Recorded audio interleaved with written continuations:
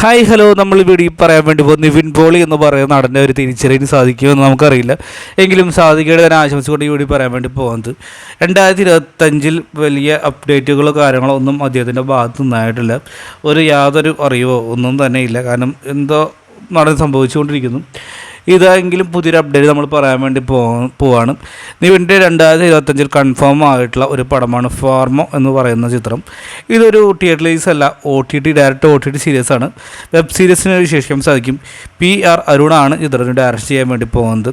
ഒരു ഹോസ്പിറ്റലുമായി ബന്ധപ്പെട്ടുള്ള ഒരു മെഡിക്കൽ ത്രില്ലർ മൂവിയാണെങ്കിൽ വിശേഷിക്കാൻ സാധിക്കുന്ന ഒരു തരത്തിലാണ്. അപ്പോൾ 2025 എനിക്ക് തോന്നുന്നു ചിലപ്പോൾ ജനുവരി ആദ്യ വാരത്തിലൊക്കെ റിലീസിന് തോന്നുന്നു പ്ലാൻ ചെയ്യുന്ന ഏകദേശം ഷൂട്ടിങ് കാര്യങ്ങളൊക്കെ കഴിഞ്ഞിട്ടുണ്ട്.